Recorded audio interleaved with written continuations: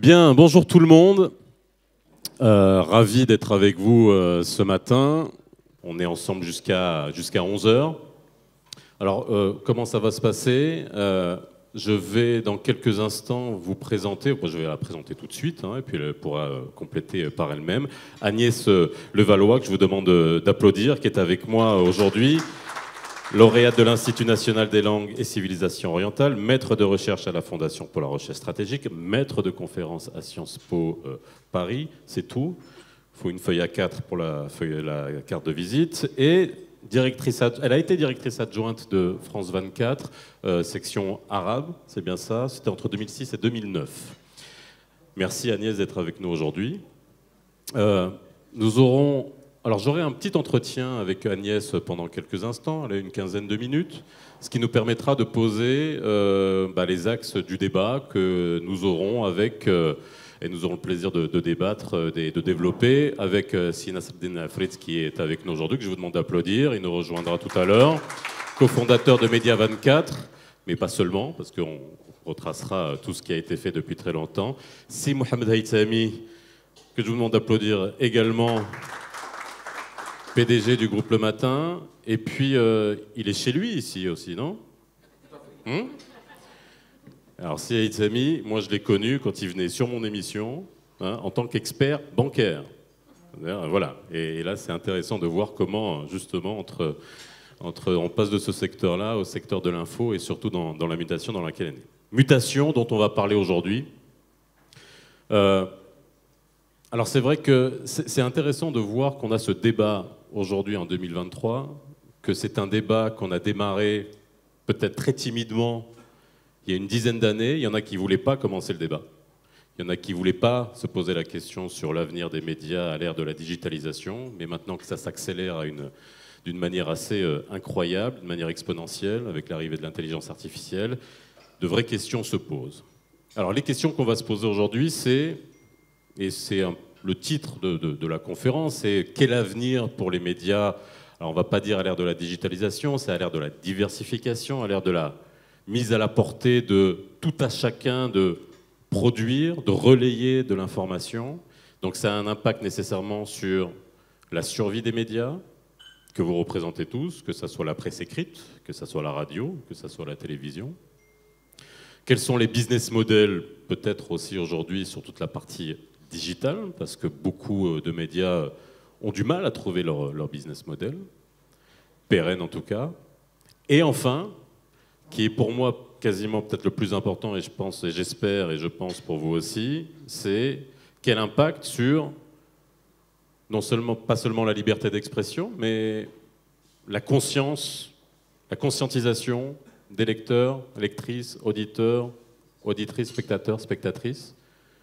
Est-ce qu'on informe mieux parce qu'on informe plus, ou est-ce qu'on informe plus mal? C'est ça peut-être la question aussi qu'on se posera. Voilà, j'ai essayé d'englober très rapidement ce dont on va parler. Agnès. Alors Agnès, déjà, merci d'avoir fait le voyage et d'être avec nous aujourd'hui. C'est un plaisir. Merci. صباح الخير. أولاً أود أن أشكر السيد محمد الكتاني الرئيس المدير العام لمجموعة التجاري وفا بنك على دعوتي لمشاركتي في هذا اللقاء عن ما هو آفاق الإعلام اليوم. أريد أيضاً أن أشكر فريق مؤسسة التجاري وفا بنك لتنظيم هذا المؤتمر وأتمنى النقاش مفيد للجميع. Shukran jazilan. Agnès, merci pour ce mot en arabe pour débuter. Et notre entretien va se faire en français? Oui, ça sera beaucoup mieux pour moi et pour vous surtout.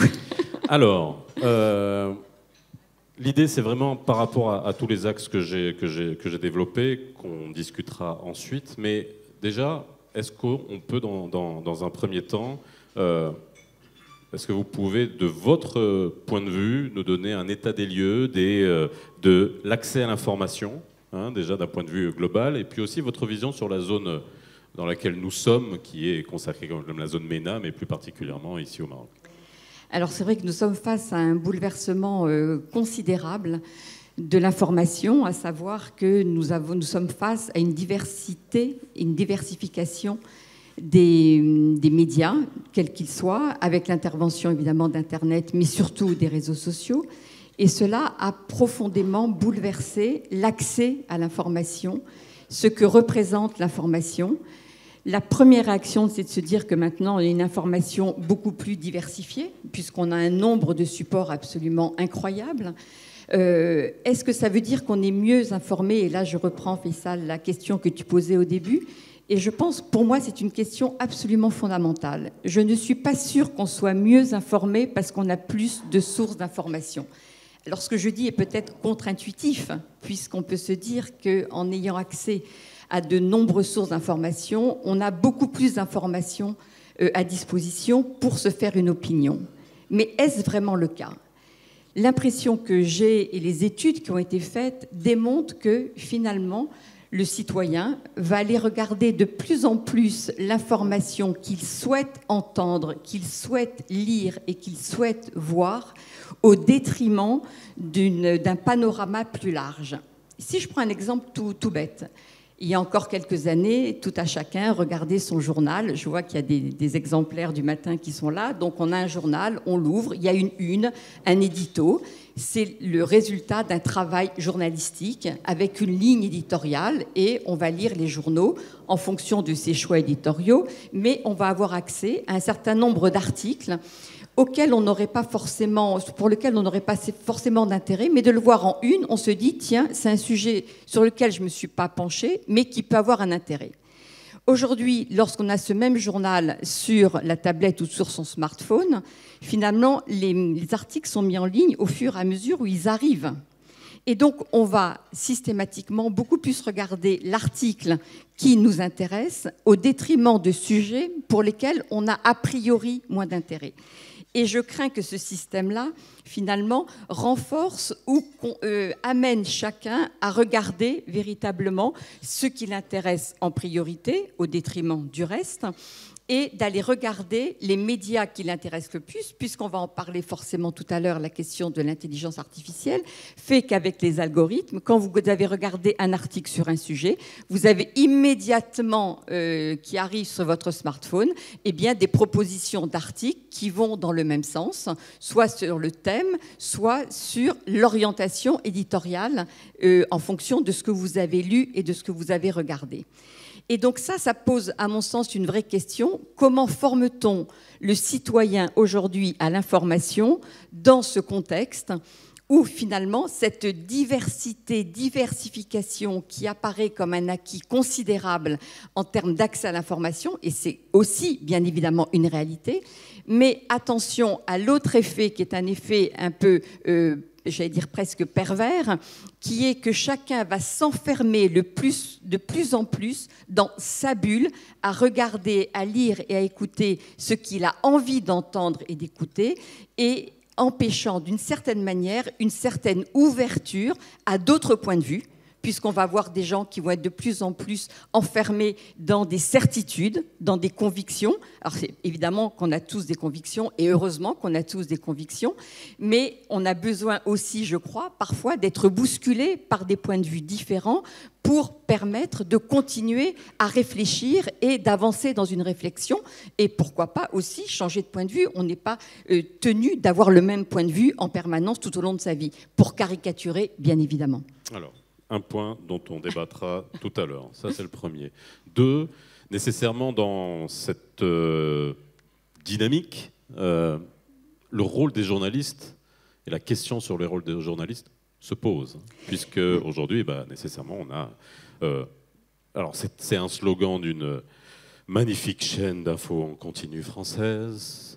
Devenir, vous êtes tous reporters avec votre téléphone. OK ? Alors, quel rôle le journaliste doit occuper aujourd'hui et demain? Alors c'est vrai que c'est une phrase que j'entends de plus en plus souvent, finalement, à quoi servent les journalistes aujourd'hui? Alors pour avoir été journaliste quand même pendant quelques années de ma vie, je considère que le journaliste n'a jamais été aussi utile et indispensable aujourd'hui, en raison justement du fait que tout citoyen peut s'improviser journaliste parce qu'avec son smartphone, il va photographier, il va filmer une scène dans la rue, il va la mettre sur les réseaux sociaux en disant voilà, c'est de l'information, voilà l'information à laquelle j'ai assisté. Ok, effectivement, il va assister à quelque chose, ça sera un fait. Mais ce fait sans contexte, sans analyse et sans rien, c'est évidemment extrêmement dangereux parce que ça peut être interprété n'importe comment, par n'importe qui, dans n'importe quel objectif. Donc, à mon avis, la question du journaliste, elle est d'autant plus indispensable aujourd'hui et on a d'autant plus besoin de journalistes compétents pour justement faire le tri dans toutes ces informations et surtout donner du sens à cette information, à ces informations, parce qu'il ne s'agit pas simplement de mettre une info en ligne en disant j'ai assisté à tel événement dans la rue, en bas à Casablanca ou à Paris. Ça n'a absolument aucun sens. Et on le voit bien que ça n'a aucun sens, ou en tous les cas que c'est très dangereux, puisque tous les médias aujourd'hui, qu'est-ce qu'ils ont mis en place? Ils ont mis des cellules pour lutter contre les fake news. Alors je vais dire le mot en français parce que je trouve qu'il est assez joli, les infox, parce qu'on essaye en France, certains sont des puristes et considèrent que fake news doit être remplacé par infox. Et effectivement, si cela se développe, c'est bien pour montrer le fait qu'avec des vidéos, vous pouvez aussi, de toute façon, travestir l'information. Et donc, si vous n'avez pas des vrais journalistes derrière qui sont là pour faire leur travail, pour mettre du contexte et pour éviter qu'on détourne une scène qui a été filmée pour un autre objectif, avec une autre idée, eh bien, vous avez besoin de journalistes particulièrement compétents pour justement faire ce travail. Avec là encore une difficulté, mais je pense qu'on va en parler, c'est comment l'intelligence artificielle aussi, d'une certaine manière, travaille pour les journalistes, facilite le travail des journalistes, puisqu'il va vous donner déjà tout un tas d'infos, mais là encore, il y a besoin à la fin, au bout du compte, un vrai journaliste qui a été formé pour, parce que journaliste, on ne s'improvise pas journaliste, on s'improvise pour simplement filmer quelque chose dans la rue, mais ce n'est pas pour autant qu'on est journaliste. Et donc, cette idée que tout citoyen est journaliste, à mon avis, il faut la combattre dans le sens où on a besoin de mettre une information dans un contexte pour l'analyser, et sans cela, ça n'a pas de sens, et ça peut surtout conduire à des dérives, et je pense que tous les jours, dans tous les médias, dans tous les pays du monde, on s'aperçoit de ces dérives en raison du fait que n'importe qui s'érige en journaliste, entre guillemets, bien évidemment. Alors justement, et dernier point, après on en parlera, il y a énormément de points qu'on pourra aborder à partir de ce qui a été dit, parce que notamment lorsqu'on parle de un besoin de plus de journalistes compétents, de mettre finalement beaucoup plus de moyens dans la vérification, dans la production de contenu de qualité, ça demande de l'argent et ça pose la question du business model et de comment on finance tout ça aujourd'hui avec cette mutation et la baisse du lectorat. Après, on va en parler, ça aussi, sur la baisse du lectorat, de l'auditorat et des spectateurs sur la télévision mainstream. Mais l'intelligence artificielle, est-ce que... alors, ça me sort par les trous de nez, ce sujet. J'ai dû faire 5 émissions sur le sujet et tout le monde en parle, des conférences, des colloques. Alors, c'est très bien, on en parle et on voit quelles sont peut-être les implications, on essaye d'anticiper, mais cette intelligence artificielle, finalement, aujourd'hui, on a l'impression qu'on la découvre. Mais les algorithmes, les trends, les tendances qui ramènent l'information voulue à un public concerné, est-ce que finalement, on doit apprendre aujourd'hui à faire avec et à faire le tri? Quel impact ça peut avoir? Ça a un impact. Évidemment que ce n'est pas nouveau, tu as tout à fait raison de le rappeler, puisque ça fait quand même déjà un certain temps qu'on est confronté à ça. Là où il y a une évolution quand même très rapide, c'est justement cette avance de la technique, de la technologie, de cette intelligence artificielle qui va tellement vite aujourd'hui qu'elle apporte aussi des solutions. C'est-à-dire que les journalistes vont s'appuyer aussi sur cette faculté qu'offre cette technologie pour avoir des informations très vite, pour pouvoir justement vérifier des informations grâce à toute cette technologie qui permet d'aller vérifier, d'aller chercher dans le cadre de ces vérifications dont je parlais tout à l'heure. L'intelligence artificielle donne des outils absolument considérables aux journalistes pour aller aussi plus vite dans ce travail. Donc il y a toute une partie du travail aujourd'hui qui peut être fait grâce à cette intelligence artificielle. Mais il y a quand même une chose qui restera indispensable, c'est quand même l'analyse au bout du compte que fait le journaliste de toutes ces données. Donc ça apporte un élément considérable en termes d'efficacité, de rapidité pour aller chercher, vérifier des informations, mais ça n'empêchera jamais, à mon avis, sauf si la machine est encore capable d'aller très très loin, mais la machine, elle se base quand même sur ce que lui donne l'homme, enfin l'être humain. Donc de toute façon, cet être humain, il a toujours une place centrale, et je crois qu'il ne faut pas non plus considérer que cette machine va nous remplacer. Elle ne peut pas nous remplacer parce que c'est nous aussi qui l'alimentons, cette machine. Donc à un moment, il faut aussi arrêter le délire qu'on peut avoir par rapport à cela. Mais c'est vrai que ça donne des outils aux journalistes. Et le danger, à mon avis, c'est que justement, pour revenir à ce que tu disais tout à l'heure sur l'économie des médias aujourd'hui, qui est un vrai problème, parce qu'effectivement, ça demande de l'argent de pouvoir payer correctement des journalistes pour qu'ils fassent leur métier. Et si une machine peut faire des vérifications, eh bien, on peut être tenté, finalement, de se baser là-dessus, plutôt que de payer des journalistes, de se dire la machine peut faire une partie de ce travail. Et donc, c'est là où il faut être très prudent dans l'utilisation que l'on fait de cela, pour ne pas se passer de la compétence du journaliste qui, lui, au bout du compte, va être le seul en mesure de pouvoir dire, juger, avec un point de vue, mais c'est très bien parce qu'on peut aussi avoir des points de vue, de savoir ce qu'est la fameuse information qu'on a vue au départ. Donc, c'est un outil, et je pense qu'il ne faut pas le rejeter parce que c'est un vrai outil qui a un avantage, mais sans considérer qu'il va tout faire à la place, justement, des hommes et des femmes, et donc du journaliste. Merci Agnès. Il est 9h20, on a respecté le timing, on a fait 18 minutes. Je vais vous demander d'accueillir maintenant si Nasser Abdel Afrit et si Mohamed Haythami, que je vous demande d'applaudir, qui étaient devant nous et nous écoutaient, et que je vais faire réagir sur ce qu'ils ont entendu à l'instant. Alors, c'est la frite. Est-ce que vous aviez déjà une première réaction par rapport à tous ces points qu'on a développés? Ensuite, on pourra y aller petit à petit et avoir aussi votre vision, votre expérience en la matière. Et après, on essaiera d'avoir une discussion autour de tous ces thèmes-là. Moi, je voudrais donner un angle marocain, typiquement marocain, purement marocain. Madame Levallois a soulevé des questions qui se posent pas mal en Europe et en Amérique. Ici, nous sommes dans un marché différent. Et je dirais même que la presse marocaine et les médias au Maroc, le système, l'écosystème sont complètement différents de ce qui existe même en Afrique du Nord ou ailleurs dans le monde arabe. Voilà. Pour moi, nos problématiques, c'est on en est dans une transition entre la presse uniquement imprimée et la presse qui s'est digitalisée, numérisée, qui est en ligne, vers une convergence des différents formats et des différents canaux et des différents médias. Nous avons devant nous un exemple de cette convergence, c'est Chouf TV, qui est une très grande réussite au Maroc et au-delà des frontières. Et nous continuons sur des problématiques qui sont différentes. Aujourd'hui, nous avons le fait que au niveau du marché publicitaire et au niveau du marché lecteur, il y a des problèmes profonds au Maroc qui restent. Nous avons un système juridique qui ne protège pas suffisamment les éditeurs.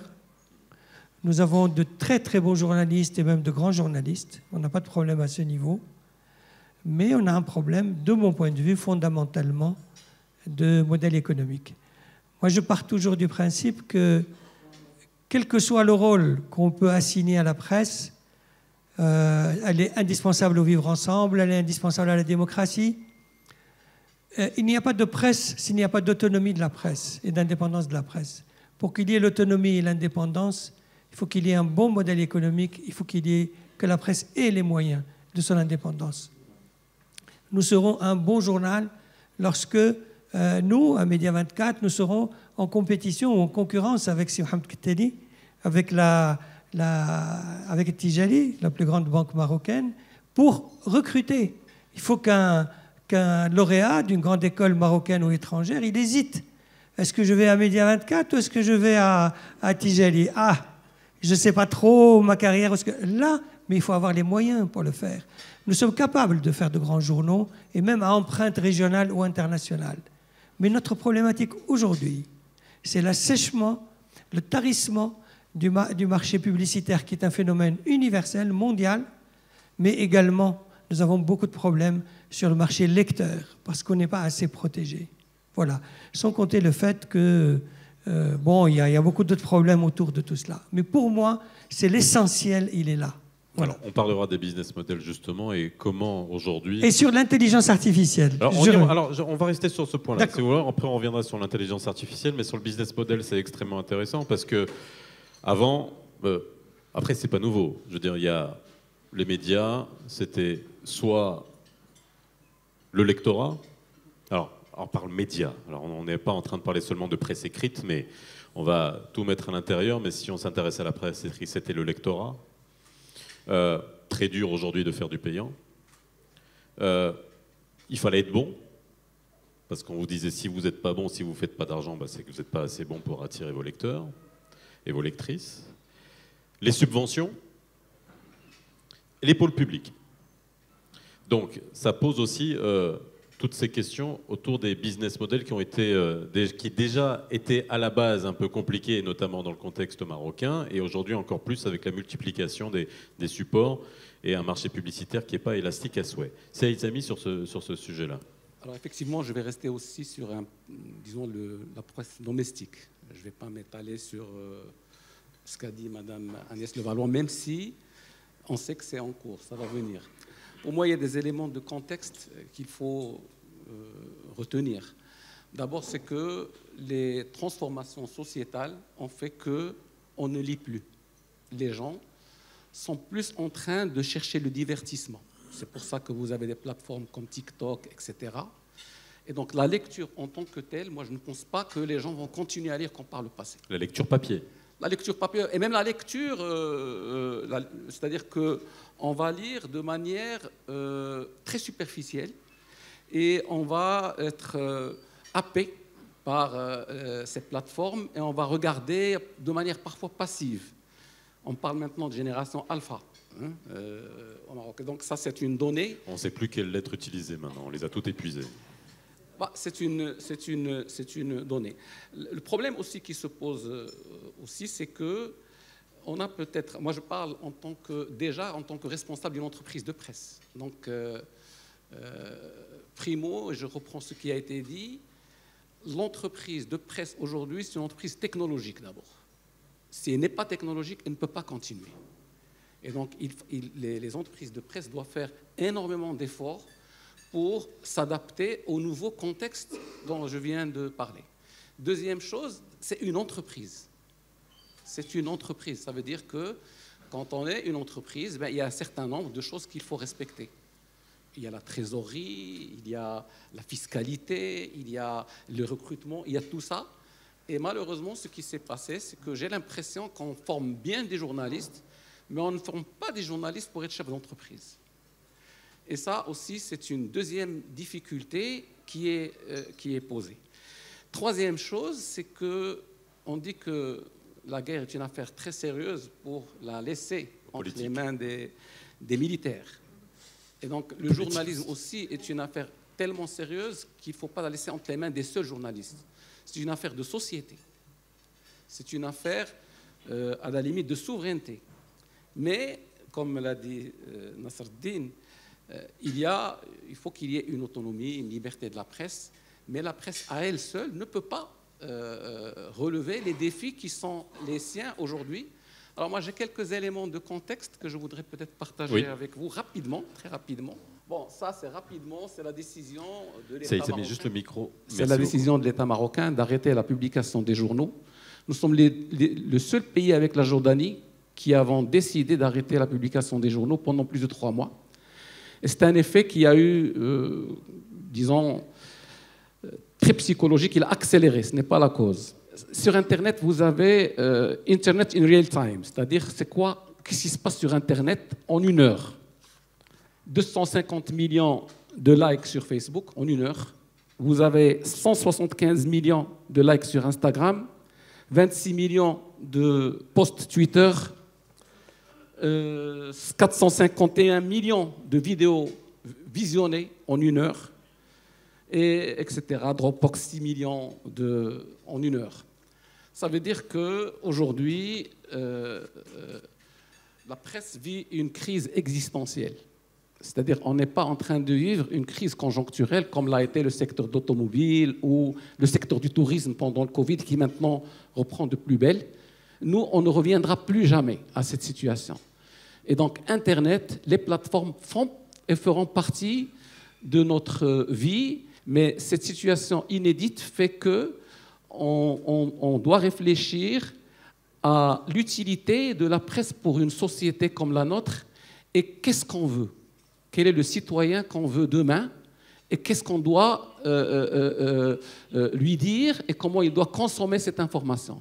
Je disais qu'on est dans un univers de divertissement, c'est-à-dire on passe le temps, on ne va pas vraiment se documenter, mais il y a une guerre de l'audience, c'est-à-dire qu'on veut toucher le plus de monde et le modèle, il est très disrupté. Quand vous regardez, par exemple, aujourd'hui, une annonce dans un journal, et la même annonce dans un site, c'est un rapport de 1 à 10 en termes de revenus. C'est-à-dire si vous payez 1 dirham pour passer sur... Et Dieu sait, quand je vous parle de 250 millions, la presse entière marocaine aujourd'hui, elle tire à 100 000. 100 000. On était à 300 000, on a descendu à 50 000 pendant le Covid et maintenant on tire à 100 000. Et donc, vous avez une idée sur les 100 000. Les recettes publicitaires ont baissé de 62%. Donc, il y a des chiffres, mais à côté de cela, il y a quand même une dynamique au niveau de cette presse. Il y a aussi des modèles qui fonctionnent. Nous faisons un peu de veille en interne, on voit les chiffres, il y a des modèles qui fonctionnent. Et il y a encore des modèles qui peuvent fonctionner. On pourra peut-être s'étaler sur ce mix qui peut être fait entre presse papier, presse digitale, et aussi explorer, parce qu'il n'y a pas de modèle, même à l'étranger. On a vu tous les modèles. Par contre, il y a des pistes. Alors, certaines pistes, par exemple, il y a le gaming. C'est quelque chose dont on parle peu, mais si vous regardez par exemple le New York Times, etc., il est basé, parce qu'on cherche le divertissement sur le gaming. Et même la manière de donner de l'information et de la faire parvenir, on peut utiliser énormément de moyens et de procédés. La technologie aide beaucoup, l'intelligence artificielle aide beaucoup, elle est utilisée ici, parce qu'on utilise beaucoup de robots, mais il y a un flot d'informations, il y a une diversité, fausse diversité, qui fait que l'on doit se poser la question, mais c'est aussi, comme je le disais, une histoire d'écosystème.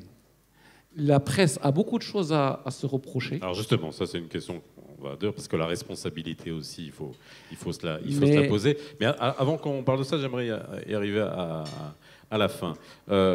Aujourd'hui, je voudrais vous faire réagir juste sur on va dire la qualité, les compétences dont on a parlé avec Agnès. Est-ce que ça pose aujourd'hui le fait que la diversification des sources d'information pour les citoyens, tout le monde a accès à une quantité monumentale d'informations à chaque seconde, qui crée un sentiment d'anxiété absolument incroyable, parce que finalement on a accès à des informations dont finalement peut-être on n'avait rien à faire il y a quelques années, mais aujourd'hui elle vous vient directement. Qu'est-ce que ça implique sur la production de contenu, la production d'enquêtes, d'informations pour des médias que beaucoup appellent, alors on peut se dire avec soit de la condescendance, soit avec du réalisme, des médias sérieux. Aujourd'hui, est-ce que finalement, on n'est pas en train d'être mis en face de nos responsabilités, parce que finalement, les médias sérieux, entre guillemets, resteront toujours des médias sérieux de référence, où on viendra s'informer. Aujourd'hui, quelles sont vos responsabilités pour rester des médias de référence sérieux? Parce qu'on ne va pas vous comparer à juste un fil ou un post sur Facebook, parce qu'à un moment donné, on viendra vérifier l'information chez vous ou chez chez les confrères. Sina Sapni. Moi, je crois que ce qu'on ne peut pas changer, il faut l'accepter dans la vie. Et il ne faut pas percevoir Internet comme une menace, ou bien le canal digital ou numérique comme une menace. Ce n'est pas le cas du tout. Ça a beaucoup d'avantages. L'un des avantages au Maroc, ça a été d'imposer la presse en ligne en langue arabe. C'est le cas de Express, c'est le cas de Chouf TV, qui sont les deux meilleurs exemples. Donc, c'est quelque chose qu'on ne peut pas changer, qui est là. Maintenant, il y a beaucoup de désavantages, il y a beaucoup d'inconvénients. Dans ce flot d'informations ou de posts ou de publications, bien sûr, où le divertissement se mélange à l'information, où on se met sur sa timeline Facebook ou TikTok pour se divertir, où on croit s'informer, et bien évidemment, dans ce flot, ce qui va rester, c'est une grande confusion. C'est ça qui va rester. Et évidemment, ça nous donne davantage de place et d'intérêt à la presse. Il y a une seule presse pour moi, qu'elle soit télévisée, qu'elle soit radiophonique ou qu'elle soit imprimée ou pas imprimée, c'est la même presse. Prenez un article publié dans l'Économiste, papier, ou un article publié dans Média 24, on peut les interchanger sans aucun problème. Qu'est-ce qu'on a mis de plus dans nos supports en ligne? On a mis de plus des liens, de l'interactivité, la possibilité de commenter, du multimédia, de la voix, du son, des images, c'est tout. Mais c'est la même chose. Bien sûr, on peut faire à l'avenir les choses différemment. Donc, quand on aura davantage évolué vers d'autres modèles. Ce que je veux dire, c'est qu'il reste beaucoup de confusion et que la presse, le journalisme restent et deviennent encore plus indispensables que par le passé. Pour moi, ça, c'est indiscutable. Ça, on est d'accord. Maintenant, on se pose la question de comment on va faire en sorte que ça soit possible, parce qu'il faut le payer, ce journalisme, il faut que ça devienne pérenne. C'est le modèle économique. C'est une question de modèle économique. Moi, je vous ai dit, j'ai toujours pensé qu'une presse forte, c'est quelque chose d'indispensable. Un journal qui a les moyens de recruter, de s'organiser, d'être structuré, c'est indispensable. C'est ça qui fera la différence. Pour moi, c'est ça qui fera un journal, l'autonomie du journal, son indépendance, qui n'a pas de prix. Attention, quand je dis son indépendance... il a un coût. L'indépendance a un coût. Peut-être pas de prix, mais elle a un coût. L'indépendance a un coût. La qualité d'un journal n'a pas de prix, mais elle a un coût. C'est ça ce qu'il faut retenir. Alors, la frontière est toujours... très fine, parce que là on arrive sur un sujet qui est quand même assez sensible, mais qui est, on va être pragmatique. Et d'ailleurs on le voit notamment en France avec des grandes concentrations de groupes de presse et de médias, parce que nécessairement il y a des économies d'échelle, parce que nécessairement on va fusionner des rédactions pour faire des économies, donc nécessairement ça joue sur la qualité, mais ça joue également sur les diversités d'opinions et de vues. Il y a des médias qui sont faits pour être rentables, d'autres non, qui ont des business models différents. Et donc le jeu est toujours pipé à la base parce qu'il peut y avoir des intérêts derrière. Comment on évolue là-dedans, justement? D'abord, moi, je voudrais réagir en disant que devant la confusion, la marque est importante. La marque. C'est pour ça que le principal capital d'un support, d'un média, c'est la marque. Et plus la marque est crédible, plus qu'elle devient un repère, plus on est dans la confusion, on va chercher. On va aller effectivement à l'Économiste ou à Média 24 et ainsi de suite. Très important. La deuxième chose, on parle de modèle économique. C'est un gros mot, parce qu'un modèle économique, un business model, c'est beaucoup de travail, beaucoup de réflexion, beaucoup d'efforts. Et surtout, l'avantage qu'a Internet, c'est qu'il y a ce qu'on appelle le test and learn. C'est-à-dire, moi je suis imprimeur. Si je me trompe sur une rotative, c'est 80 millions de dirhams. Sur le net, vous pouvez essayer des tas de choses et quand ça prend, ça prend. Quand ça prend, ça il ne faut pas le nier. Mais c'est un état d'esprit parce qu'il faut se mettre d'abord dans sa tête que dans 6 mois, je ne sais pas ce qui se passera. Dans 6 mois, je ne sais pas ce qui va se passer. Numéro 1. Numéro 2, c'est quoi la voie que je me suis choisie et à quoi je réponds.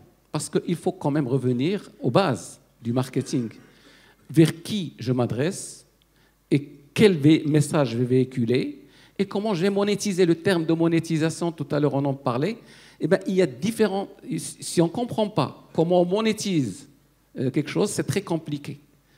Et je pense que beaucoup d'entreprises de presse au Maroc doivent être prises en charge et aidées et accompagnées. Et c'est un appel que je fais aux banques, parce que les banques certaines n'ont pas joué le jeu aujourd'hui. Presque la presse, elle est maudite. Quand vous allez chez un banquier pour lui dire j'ai un projet, c'est pas l'endroit peut-être, mais je le dis. Attends, quand tu étais de l'autre côté alors? Ah, oui, peut-être j'étais dans l'erreur. Ok. Donc, Mais à culpa. Non, il faut bien... J'ai quelques slides parce qu'il faut comprendre l'écosystème marocain de la presse, si ça ne vous dérange pas, rapidement. Alors, l'écosystème. On est en tout et pour tout 3500 journalistes. En Tunisie, c'est 6000. En Espagne, c'est 36 000. En France, c'est 39 000. C'est ChatGPT. Attends, ça, tu parles des cartes de presse? Des cartes de presse. Moi, je ne suis pas comptabilisé là-dedans. Bah, et il y en a beaucoup qui ne l'ont pas. Non, mais attendez. Je te le dis. Voilà. Il doit y avoir aujourd'hui, un peu plus. Non. Si vous voulez être une entreprise de presse, vous devez avoir des journalistes qui ont une carte professionnelle pour pouvoir et les payer selon un salaire, etc. Maintenant, si vous avez un blog, ce n'est pas un site. Une page Facebook, ce n'est pas un site. Il faut qu'on rentre dans... Et justement, c'est ça la mise à niveau de la presse.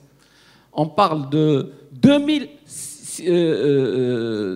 sites d'information. Vous voyez qu'il y a à peu près moins de 500 journalistes de la presse papier et à peu près quelque chose comme 1500 journalistes. C'est des chiffres qu'il faut comprendre quand on veut...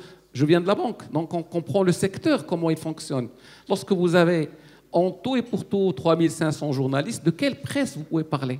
Si on veut avoir une presse forte, il faut que les entreprises qui constituent cette presse soient bien outillées et soient mises à niveau.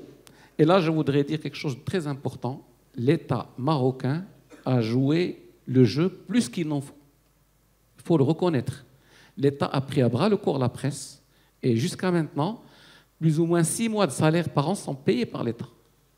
Maintenant, les entreprises de presse doivent aussi faire leur partie du boulot, du travail. Il faut qu'on se le dise. Et cette partie du travail doit être accompagnée par l'écosystème. L'écosystème, les annonceurs. Moi, j'ai demandé à Mme Mouna, le GAM doit assister à cette réunion. Le groupement des annonceurs du Maroc doit assister. Parce que la presse, ils ont plus besoin de la presse en tant qu'annonceurs. Et aussi, c'est une histoire de souveraineté nationale. Il ne faut pas oublier qu'aujourd'hui, on intervient dans des élections, on intervient dans des opinions publiques. On a vécu le Muqata'a au Maghreb. Et ça ne peut qu'aller plus loin parce qu'avec les technologies de l'intelligence artificielle, il faut immuniser. Ça devient une question de sécurité intérieure. Il faut regarder comment faire pour faire face à tous ces défis-là. Alors, il y a beaucoup de choses. Bon, je vais te faire réagir, Agnès, déjà à ce que tu as entendu, parce qu'après, c'est vraiment, moi, ce qui m'intéresse, c'est aussi, et je pense qu'il vous intéresse aussi, c'est l'indépendance de la presse. Mm-hmm. Et cette indépendance, elle est compliquée, elle a toujours été compliquée, et pour différentes raisons, parce que soit État, soit groupe privé. Et les annonceurs aussi sont finalement aussi nécessairement peuvent poser des soucis, mais partout dans le monde, hein. C'est pas que seulement chez nous, c'est absolument partout. Il y a un seul pays, j'aimerais te faire réagir là-dessus, parce que c'est un seul pays en tout cas à ma connaissance, mais où il n'y a pas de pôle public d'information. C'est les États-Unis. Il n'y a pas de pôle public d'information. Il y a NPR, oui, c'est ça, je pense qui est la National Public Radio, mais qui n'a rien de public, qui est financée par les auditeurs, par des dons au moment de Noël. Je fais cette petite parenthèse, mais pour vraiment faire réagir au fait qu'on pense à des business models, et nécessairement, on va se heurter à cette équation, à cette péréquation entre ben voilà, il faut gagner de l'argent, il faut des annonceurs, il faut de la publicité, mais en même temps, on veut garder une indépendance, une opinion, etc. Donc, si je prends le cas de la presse, en particulier presse écrite en France, on voit bien qu'avec le regroupement quand même des médias et avec le fait que maintenant tous les grands médias appartiennent à des grands groupes industriels, il est très clair que certains sujets ne sont pas abordés dans certains journaux en fonction du thème choisi, qui peut aller à l'encontre des intérêts du groupe industriel qui finance la presse. Et donc ça, c'est quelque chose que l'on peut voir, je ne dirais pas tous les jours, mais très régulièrement. Et on sait, quand il y a un gros contrat qui est passé entre la France et tel pays, on sait qu'il y aura soit un article dithyrambique dans une presse particulière parce que le groupe industriel est concerné, ou au contraire, si ça ne marche pas, il n'y aura pas d'article pour ne pas critiquer, ou il n'y aura pas d'article pour critiquer tel pays parce qu'il y a un contrat qui est en cours de négociation. Et donc ça, ce sont des choses que l'on voit, j'allais dire, très régulièrement dans la presse. Et aujourd'hui, justement, la presse qui est en train de tirer son épingle du jeu par rapport à cette question de l'indépendance, ce sont des médias sur Internet qui ont réussi à trouver leur modèle économique et qui sont, pour ceux qui vivent le mieux aujourd'hui, en fait, je pense à une publication en particulier qui s'est lancée vraiment dans l'investigation et qui en a fait sa marque de fabrique, alors qu'il suscite beaucoup de critiques régulièrement sur des enquêtes menées par ce média, mais qui est un média qui, économiquement parlant, est florissant, puisque, et pour ne pas le citer, je pense à Mediapart, qui pourtant suscite beaucoup de polémiques régulièrement, mais c'est un média qui, d'un point de vue économique, marche très très bien et qui donne le temps à ses journalistes de faire des enquêtes. Et c'est pour ça que le média marche aussi bien. Parce que la grande différence aujourd'hui dans le métier d'un journaliste, si je prends le cas du journal Le Monde, il y a encore 20 ans, un journaliste partait avec son bloc de papier et son crayon. Il pouvait partir 2 mois. À l'époque, il n'y avait pas Internet. Or, il y a peut-être plutôt 30 ans maintenant. Il n'y avait pas d'Internet, il n'y avait rien. Et le journal le payait à partir 2 mois à faire une enquête au long cours, à l'autre bout du monde, et il revenait et il faisait une série de 10 papiers, une double page dans Le Monde, et le Monde, à l'époque, pour prendre cet exemple, il y avait d'autres journaux, avait de quoi payer un journaliste pendant 1 mois ou 2 pour aller faire une enquête en Australie ou je ne sais où. Évidemment que ça, aujourd'hui, pour des raisons économiques, c'est complètement impossible. Ce qui participe aussi de cette confusion, parce qu'il y a de moins en moins de journalistes spécialisés et qui ont la possibilité, justement, de lire, d'analyser correctement et du coup de donner envie à des lecteurs de venir lire ces articles, parce qu'il y aura le sentiment qu'il n'y aura pas, justement, tout ce travail de fond, de terrain, qui faisait la marque de fabrique des grands journalistes et des grands journaux. Et ce qui est intéressant, pour revenir au cas de certaines revues en ligne aujourd'hui, c'est qu'on voit certaines revues en ligne qui arrivent à avoir un lectorat fidèle en faisant des papiers qui ne sont pas simplement des tweets de 200 mots, mais qui sont des papiers de 10 pages, et les gens les lisent. Et c'est là où il y a une sorte de contradiction, ou en tous les cas... on n'est pas simplement dans l'amusement ou dans le divertissement avec la presse. Il y a aussi une demande, et qui, je vois, alors en tous les cas de la presse française, une demande de plus en plus grande de la part des lecteurs d'articles de fond qui analysent sur 10 pages et les gens le lisent. Alors vous allez me dire, ça ne s'adresse pas à l'ensemble des Français, mais même des jeunes, aujourd'hui, vont aller vers des médias. Je pense à Orient 21, je pense il y en a quelques-uns qui existent et qui arrivent de plus en plus à trouver un modèle économique, alors qu'on avait le sentiment que ça n'était plus possible. Comme s'il y avait aussi un peu un ras-le-bol, passez-moi l'expression, de ces tweets, de ces trucs très rapides, et qu'il y a une demande quand même d'approfondir. Et donc c'est là où il y a un équilibre extrêmement difficile à trouver entre, d'un côté, cette immédiateté, où on est envahi et on est complètement submergé d'infos extrêmement rapides, on ne sait plus comment faire le tri entre tout ça. Et du coup, ça induit, me semble-t-il aussi, une volonté, un besoin de la part d'une partie du public d'avoir autre chose, se rendant compte finalement de la limite que représentent ces modèles extrêmement courts. Alors, qu'est-ce que vous en pensez? Moi, je vous pose une question parce que, bon, après, on revient dans le contexte marocain, qui est particulier, je pense même unique au monde, sur beaucoup de choses, notamment d'un point de vue linguistique, d'un point de vue entre la presse francophone, la presse arabophone, et puis l'histoire et son évolution qu'on a eue pendant ces 20 dernières années. On est sur la presse francophone sur un marché de niche, mais qui est quand même une presse d'influence, une presse arabophone qui est beaucoup plus large. Mais est-ce qu'aujourd'hui, lorsqu'on regarde finalement l'avantage de la presse digitale de par son immédiateté et de par l'utilisation des algorithmes qui vont finalement créer des micro-niches, parce qu'ils vont aller s'adresser, on va pousser le contenu qu'il faut à la personne qu'il faut.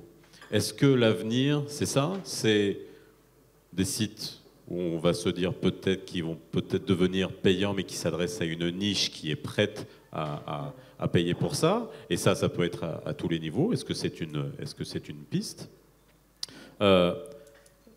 Ou est-ce qu'il faut qu'on aille vers de la diversification à outrance pour les groupes de presse, pour qu'ils puissent faire des vases communicants, qu'une partie peut-être soit pas rentable pour que l'autre le soit, et faire tenir à flot, on va dire, un ensemble de départements dans un groupe de presse? Si Nassaddin, si Mohamed. La vérité, moi je ne vois pas le problème. On a toujours eu une presse imprimée qui était diverse et diversifiée, où il y avait de l'enquête et pas de l'enquête, et des informations immédiates. Et c'est ce qu'on a aujourd'hui sur la presse en ligne. Moi, je préfère presse en ligne plutôt que le mot site, parce qu'un site, ça peut être une banque, ça peut être une marque de chaussures, ça peut être... Nous sommes un journal en ligne, nous sommes de la presse en ligne, et il y a des bimédias. Et pour moi, tous les genres journalistiques sont possibles. Mais je ne voudrais pas qu'on importe des préoccupations et des interrogations européennes ou américaines, parce que moi, je voudrais bien faire le Guardian, mais leur service data, simplement, ils ont 20 journalistes. Nous, on n'a pas 20 journalistes dans la rédaction générale. C'est pas parce qu'on n'a pas envie, on aimerait bien, mais on se bat pour, c'est ce qu'on fait, pour aller vers le modèle économique. Et les modèles économiques, chacun son modèle économique. Si moi, je veux un modèle grand public, si moi, je veux faire de l'agrégation, si un autre veut faire que du sport, c'est pas la peine de lui dire qu'on peut élargir, faire d'autres choses. Chacun sa marque, chacun son concept. Et pour moi, je voudrais le dire quand même, l'intelligence artificielle est une grave menace pour la presse marocaine. L'intelligence artificielle, ce n'est pas des algorithmes que nous, on va implanter pour qu'ils disent quoi publier. On n'est pas à ce niveau, même si certains éditeurs sont très sensibles à la technologie. L'autre jour, je cherchais une pharmacie de garde près de chez moi. Je tape pharmacie de garde à tel endroit. Et... Non, attendez, c'est pire que ce qu'il a dit. C'est ce qu'il a dit, mais c'est pire. Mais c'est pire que ça. Avant, il me donnait la liste et les liens, et je cliquais pour... Mais là, non, il m'affiche directement. À partir du matin, il m'affiche quelle est la bonne pharmacie près de chez moi. Ça veut dire que je n'ai plus besoin d'aller chez lui. Et c'est ça qui nous menace demain. Même Google, qui, à un certain moment, faisait un peu le dispatching ou recommandait des journaux, même cette chose-là n'existera plus à l'avenir. Ils risquent de prendre chez nous... La notion de droit voisin n'existe pas ici. On n'a pas à négocier avec Google. On est trop petit pour négocier avec eux. On en est au stade où... Et ensuite, deuxième chose, on parle beaucoup de subventions. Je voudrais dire deux choses. Subventions de l'État. Un, c'est mondial. La plupart des pays du monde, les pouvoirs publics subventionnent la presse. C'est normal, parce qu'on considère que la presse est utile pour le vivre ensemble, pour la démocratie, etc. Deuxièmement, je voudrais dire que ça va devenir un soutien, ou ça devient un soutien à l'investissement dans la presse. Et ça, le président de notre association est dans la salle, il pourra nous en parler. Voilà ce que je voulais vous dire. Mais la menace de l'intelligence artificielle en matière, non pas d'emploi, parce que moi, nous, à Média 24, par exemple, nous n'avons pas assez de journalistes, on aimerait en avoir beaucoup plus, le double ou le triple. Eh bien, l'intelligence artificielle est une chance si elle nous évite les tâches automatisées. Par contre, la menace, c'est Google, c'est les moteurs de recherche. Bing, etc. Ils vous donnent le résultat. Ils le puisent chez vous et ils vous le donnent directement. Nous sommes à ce niveau de réflexion et à ce niveau de besoin. Mais on se bat, on ne se plaint pas. Moi, je n'aime pas venir dans des réunions ou dans des débats où on donne l'impression de se plaindre. Non, on se bat. Il y a des gens qui se battent pour faire le meilleur journal possible avec le moyen qu'ils ont. Nous ne faisons pas le meilleur journal au monde, mais nous faisons le meilleur journal possible avec nos moyens. Merci Mohamed. Merci beaucoup. Moi, je voudrais enchaîner. D'abord, effectivement, la question de la subvention, parce que vous avez fait allusion plus ou moins à l'indépendance. Je vous donne quelques chiffres. En France, c'est 1,2 milliard d'euros par an. En Espagne, c'est à peu près 400-500 millions d'euros. Donc, au Maroc, c'était 70 millions de dirhams il y a un an. Et maintenant, on est à quelque chose comme 200 millions de dirhams pour toute la presse. Il faut bien relativiser. Il y a aussi ce qu'a dit Nasruddin Lafiliz, il faut revoir la réglementation. Aujourd'hui, ce qu'on appelle satou, le plagiat, etc., pose problème, une jungle immense qu'il faut se défendre dans ces domaines-là. Parce que si ce n'est pas fait, eh ben, c'est le piratage dont on parle en général. Il y a du piratage chez nous? Eh ben, c'est le piratage, c'est-à-dire il y a aujourd'hui des agrégateurs qui reprennent tout ce qui sort et qui vendent des abonnements aux banques, au ministère. Et ça, il faut réagir par rapport à ça pour protéger la création, pour protéger le métier de journaliste, et ainsi de suite. Voilà. Bien, merci à vous. Vous pouvez applaudir mes intervenants. Et maintenant, la parole est à vous, si vous avez des questions. Nous sommes de la profession et nous écoutons tout ce qui se dit avec énormément d'attention. Il y a deux choses totalement différentes. Alors pour l'entreprise de presse, effectivement, il faut un nouveau modèle de développement, un business model, économique, pardon. Et puis il y a bien sûr le journalisme. Alors le journalisme aujourd'hui, c'est aussi toute la question. Comment faire? Qu'est-ce que faire? Il faut avoir les moyens. Vous l'avez dit. Pour une enquête à Mediapart, ils leur donnent 4 mois, 5 mois, 6 mois pour aller faire cette enquête. Ici, nous n'en avons pas les moyens. Spotlight, Boston Globe, 3 ans. Comment? Oui, 1,5 million de dollars. Oui, et aller sur place. À rentabiliser par la suite. Absolument. Ce que nous n'avons pas comme moyen, personne ne peut mettre quelqu'un sur une enquête, et encore faut-il que cette enquête intéresse tout le monde. Alors, vous investissez énormément, il faut avoir un retour sur investissement. C'est très difficile. Et donc, tout ça, ce sont les choses que nous ne pouvons pas maîtriser, qui ne sont pas maîtrisables. Et puis, il y a l'utilisation de l'intelligence artificielle, et c'est là où elle peut être un avantage ou un inconvénient. Mais il y a surtout l'étape qui est à venir, c'est le contrôle. Contrôler ça. Contrôler cette intelligence artificielle. Et je m'arrête là. Merci beaucoup. Je voudrais rapidement réagir parce qu'il faut se mettre en situation. Primo, un investisseur, il met de l'argent et il attend un retour. Donc, s'il n'a pas de retour de la presse, il ne mettra pas d'argent. Et je le comprends, et c'est tout à fait normal. Numéro 2... Est-ce qu'on doit rester sur ce mindset? Il faut rester. Est-ce qu'on doit rester sur ce mindset? Bien sûr. Okay. Bien sûr, il faut rester sur ce mindset. Il faut qu'il y ait une utilité économique. Si on n'a pas d'utilité économique, vous disparaissez. Bien sûr, le rôle de la presse, la partie régalienne, si on peut dire, nécessite de mettre en place un certain nombre d'arrangements pour pouvoir garder son indépendance, être viable, mais, il avait dit, on n'est pas là pour faire la manche. Et pleurer sur notre sort. Ça fait un joli jeu de mots. Alors, troisième chose, quand on est une entreprise de presse, on a des salaires à payer, on a des loyers à payer, on a de l'eau et de l'électricité à payer, on a un certain nombre de charges. Et c'est comme ça que le business model est né. C'est comme ça que je réfléchis à mon business model, comment je vais faire pour faire face à tout ça, et quel est le dispositif que je vais pouvoir mettre pour pouvoir faire face et répondre. Et lorsqu'on a cette réflexion-là, on commence, dans tout business plan, vous avez ce qu'on appelle les SWOT, les forces, les faiblesses, ce qui est interne, et les menaces et les opportunités, ce qui est externe. On fait ça. Et on met l'intelligence artificielle comme menace, et on la met comme opportunité. Les états généraux sont nécessaires, à mon avis, pour savoir de quelle presse on a besoin pour demain. Le Marocain de demain, de quelle presse il a besoin? et quel type d'information il doit consommer. Ce sont des enjeux de société. Ce n'est pas des enjeux de presse, à mon avis. Voilà un peu ce que je voulais dire. Merci, Si Mohamed. Autre réaction, autre question? Si Mohamed.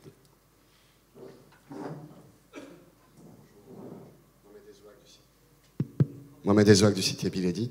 C'est vrai qu'on parle souvent de l'intelligence artificielle comme menace, notamment en termes d'emploi pour les journalistes. On oublie qu'en fait, l'écosystème technologique, Internet, et puis maintenant l'intelligence artificielle, est d'abord une menace pour l'entreprise médiatique. Avant de parler d'intelligence artificielle, on a d'abord eu la dépendance des médias, notamment de la presse en ligne, au trafic qui est ramené par les grandes plateformes, notamment Google Search, Google Actu, mais aussi puis par la suite Facebook et les différents réseaux sociaux, Facebook, Twitter, etc. Au point où certains médias, notamment aux États-Unis en premier lieu, puis ensuite ça s'est répandu dans les autres pays, jusqu'au Maroc, on a commencé à concevoir des médias qui étaient uniquement sur les réseaux sociaux, sur Facebook. Il n'y avait plus de sites. HI+, par exemple, et que sur des plateformes YouTube, Facebook et Twitter, et pas du tout, il n'y a pas de site en soi.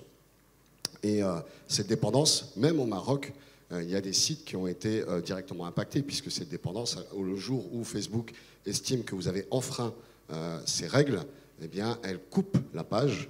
Et donc, si vous êtes uniquement sur Facebook, eh bien, vous n'avez plus, vous vous retrouvez avec zéro audience, zéro revenu. Et si certains sites marocains qui avaient 30, 40, 50% de leur audience qui venait via Facebook se sont retrouvés avec une audience amputée de moitié, par exemple, et mettant à mal leur stabilité économique. Et le risque, ça a été un petit peu évoqué, je crois, par mon confrère Nasrin Afrit, c'est que l'intelligence artificielle, quand on arrive, pas seulement pour voir les pharmacies de garde, mais pour avoir des informations sur l'actualité, sur un sujet d'actualité international ou national, eh bien on va taper, il y a Bing déjà qui a introduit l'intelligence artificielle avec ChatGPT en son sein. Google est en train de voir aussi comment imbriquer Dart sa solution d'intelligence artificielle sans toucher à son modèle économique qui est basé sur les liens sponsorisés. Eh bien, le risque demain, et Google a déjà commencé à le faire sur certains services, les horaires de prière, les pharmacies de garde, des questions assez faciles où on arrive à récupérer l'information sur Wikipédia. Et donc, on a un gros pavé textuel et images qui nous donne l'information. On n'a plus besoin de cliquer.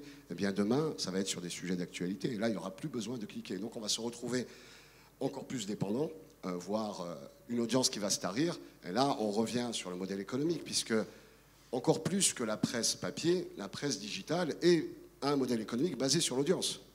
Si on n'a pas cette audience, et on voit... Et l'audience de masse. Une audience massive, d'où la difficulté pour la presse francophone au Maroc, puisqu'on est plutôt sur une niche linguistique. La presse arabophone, effectivement, a une plus grosse audience. Mais demain, si cette audience n'a plus besoin d'aller sur les sites et se contente de rester sur Facebook, sur Google, ou bien être dépendant parce qu'on a une chaîne YouTube qui marche bien, mais YouTube peut aussi décider à un moment de couper, eh bien on se retrouve effectivement dépendant et on n'a pas d'interlocuteur pour essayer de renégocier ou d'expliquer, d'essayer d'avoir une réponse par rapport à la coupure. Et ça, je pense que c'est la principale menace, puisqu'on est de plus en plus dépendant, et ces plateformes ne veulent pas seulement être des plateformes support pour les médias, mais veulent être un peu comme elles veulent être des corridors, des sas essentiels pour la diffusion de contenu, quel qu'il soit. Et pour eux, un contenu informationnel est évidemment très intéressant. Ils sont même prêts à négocier avec certaines associations d'éditeurs de presse de différents pays. C'est parce qu'ils savent que c'est extrêmement important. Pareil pour l'industrie de la musique. Elle négocie avec...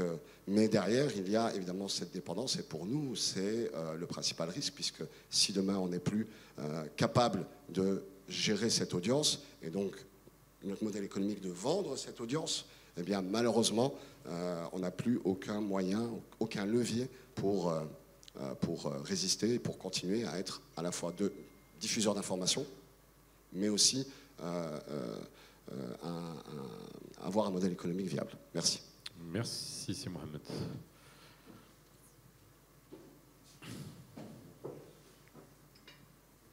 bonjour, Marwan Harmash, je travaille dans une entreprise dans le digital.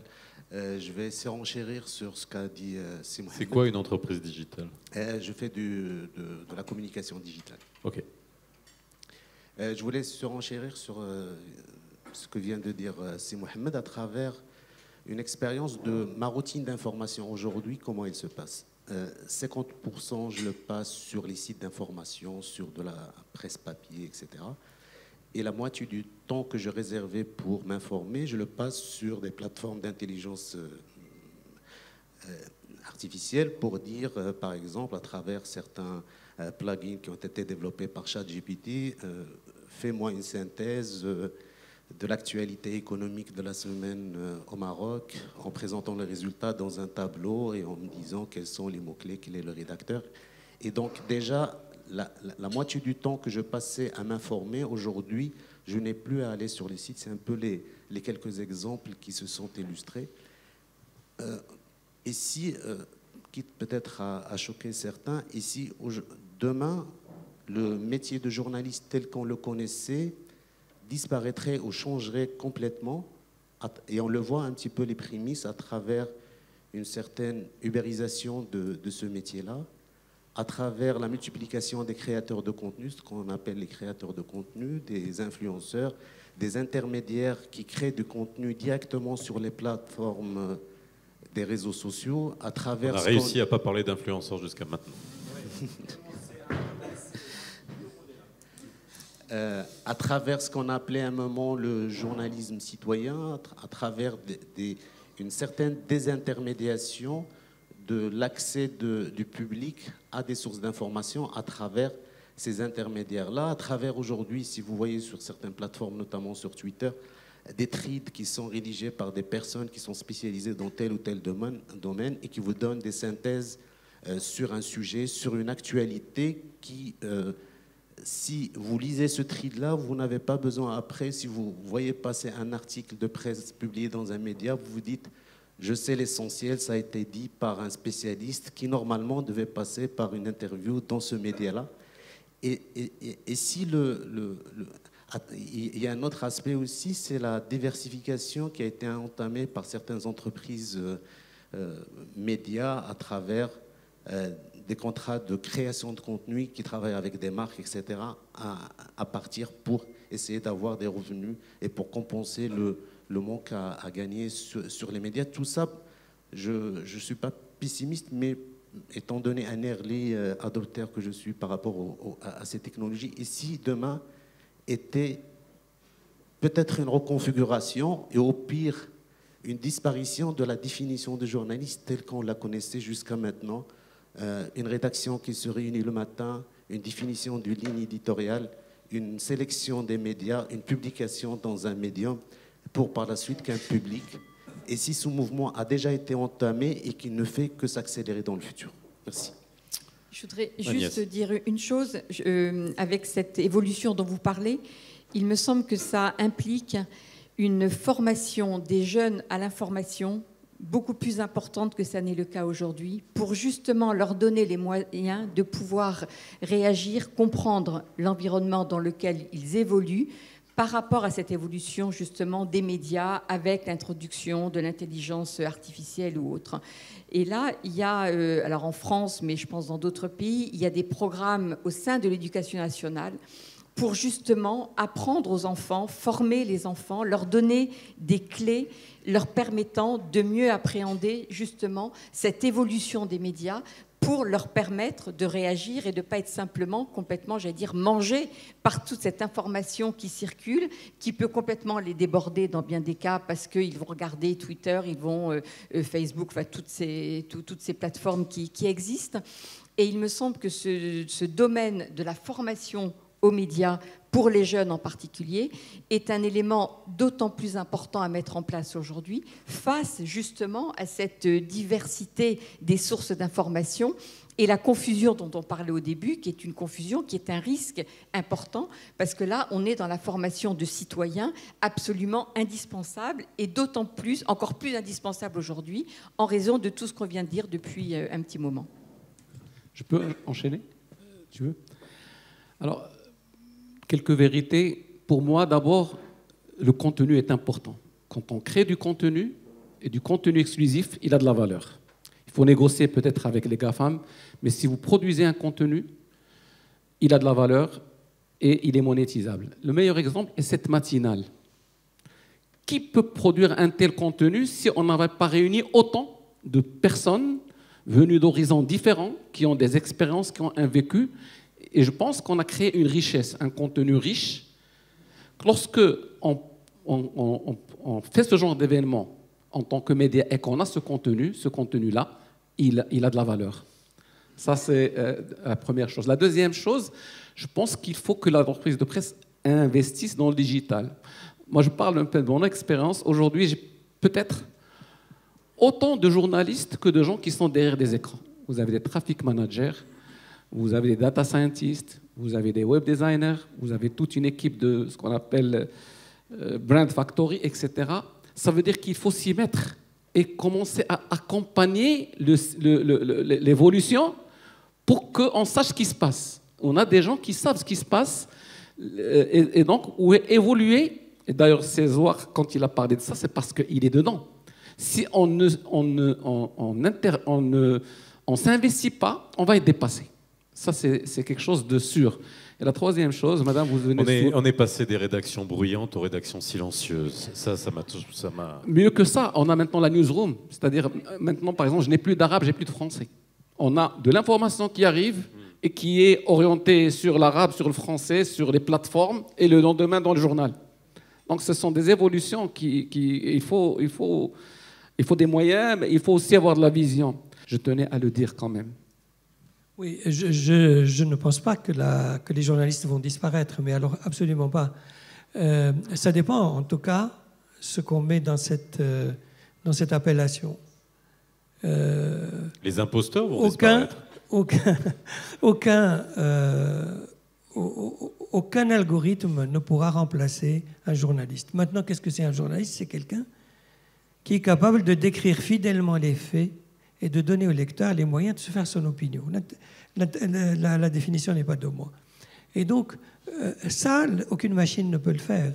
Et elle peut réaliser des tâches automatiques, automatisées, répétitives, mais elle ne le fera pas. Le journaliste est quelqu'un qui sait ce que c'est une source, ce qu'est une source valable, ce que vaut une source, ce qu'est une nuance. Dans une déclaration ou dans une information. Il sait qu'il doit vérifier et dans quelle piste il doit vérifier. Et ce que je vois aujourd'hui de l'intelligence artificielle et des chatbots qui nous sont proposés, je vois surtout de très très grosses gaffes.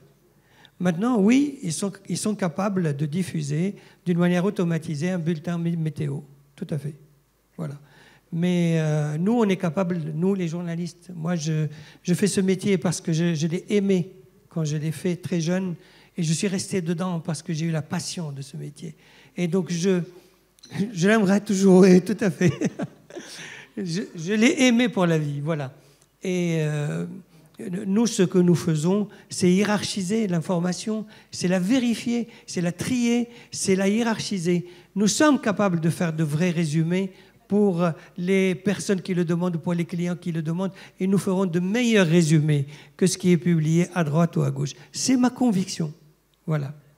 Pour juste compléter ce que vous venez de dire, et je suis complètement d'accord, vous savez, il y a les 5 W qui sont les 5 piliers du journalisme, le what, le who, le where, le when, mais l'intelligence artificielle peut effectivement répondre à ces questions. Mais le dernier W, le why, pourquoi, ça, il n'y a que nous, enfin les journalistes, qui peuvent effectivement répondre à cette question et qui n'est pas du ressort, elle, de l'intelligence artificielle.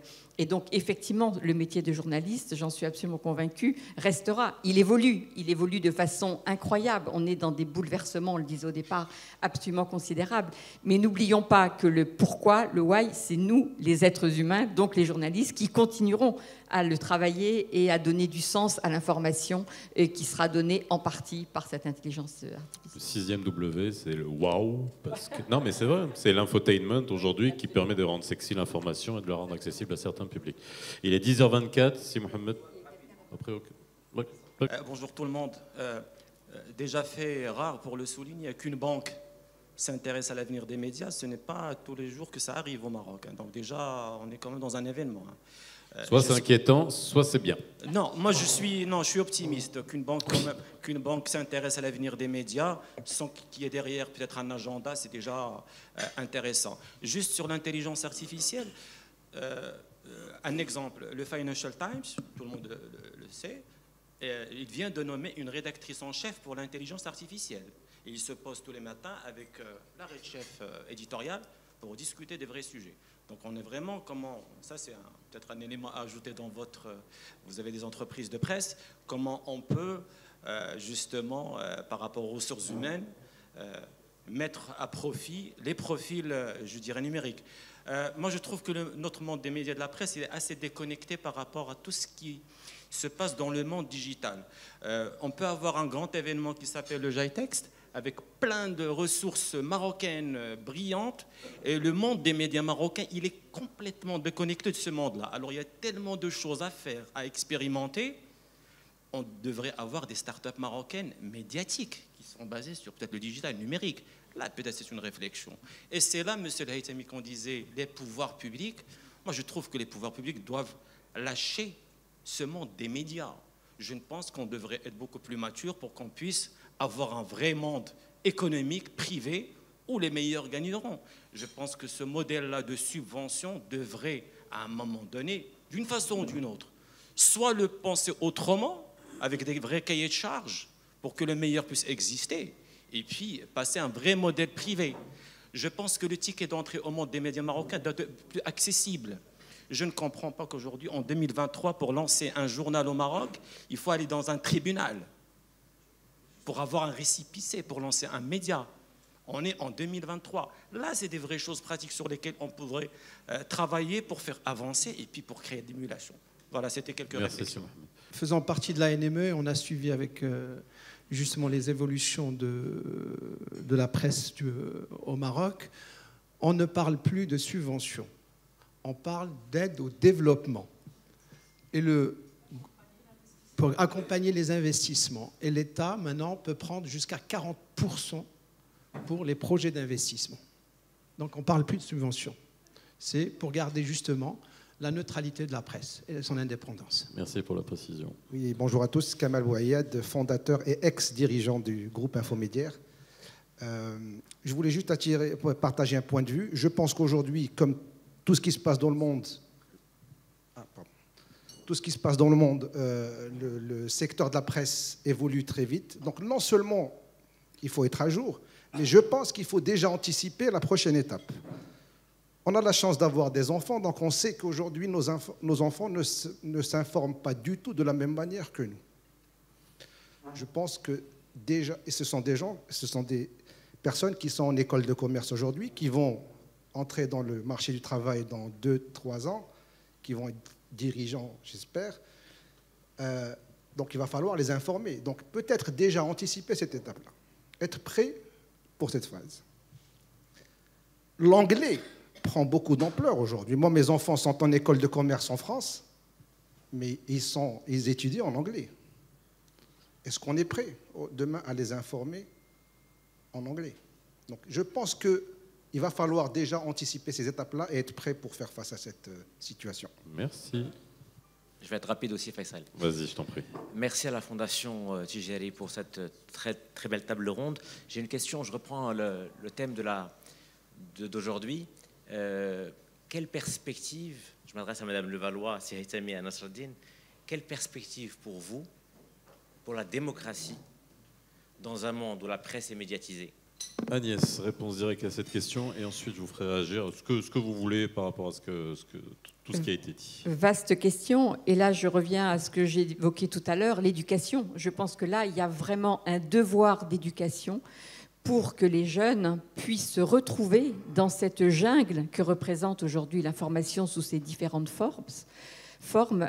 information dont finalement je m'aperçois que les jeunes sont très friands quand même. Les jeunes lisent l'information. Alors ils ne lisent pas les journaux comme nous les lisions, et en ça effectivement il y a une évolution considérable, mais je suis frappée de voir que les jeunes, à travers toutes les plateformes ou les sites qu'ils regardent, sont informés, s'intéressent à l'information. Et c'est pour ça que je considère que l'éducation dans ce domaine est encore plus indispensable aujourd'hui pour leur donner des outils. Il ne s'agit pas de les orienter, mais des outils pour pouvoir se retrouver dans cette jungle dont je parle et leur permettre de se former une opinion afin d'être des citoyens à part entière.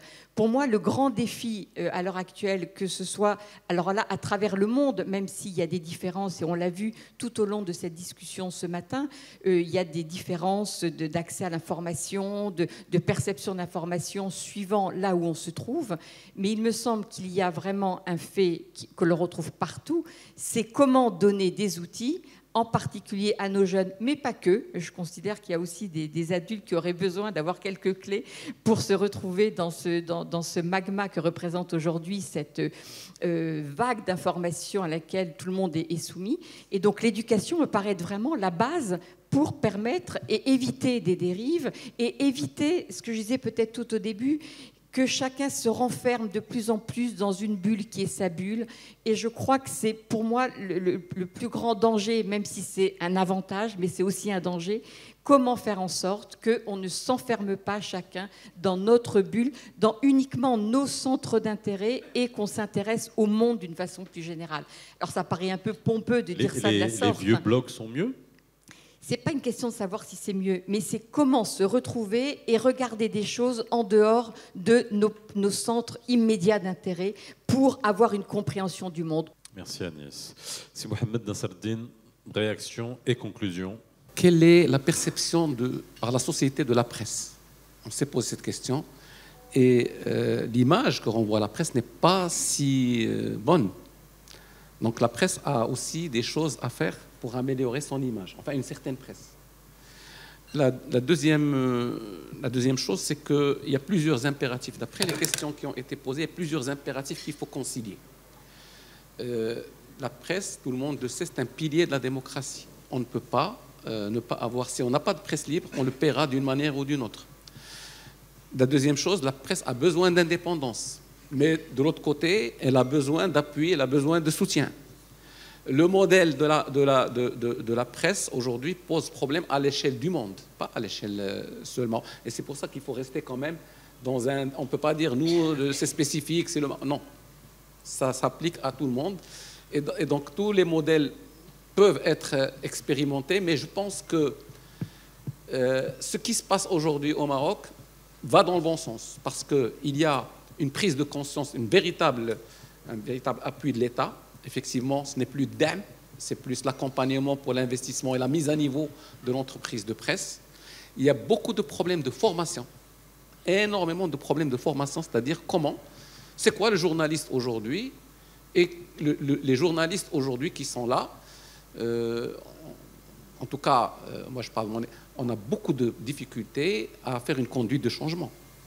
Si vous avez un certain nombre de journalistes qui étaient habitués à faire du papier, à ne pas être prompt, à ne pas être connecté. Donc il y a beaucoup et je pense que c'est un levier qu'il faut vraiment actionner. La mise à niveau passe par ces questions-là. Et puis, on a besoin, vous avez posé la question de la démocratie, on a besoin de ce qu'on appelle ta'addoudia, c'est-à-dire qu'il y ait plusieurs courants dans la presse et qu'on n'ait pas un seul modèle de la presse. Voilà ce que je voulais dire. Ok. Merci beaucoup. Vous pouvez les applaudir. Merci à vous. C'était un plaisir de partager autour de ce thème. Merci à vous encore une fois. J'espère qu'on aura l'occasion de reparler d'un sujet qui est aussi passionnant qu'intéressant. Il y a beaucoup de choses encore à dire. À très bientôt et bonne journée. Bye bye.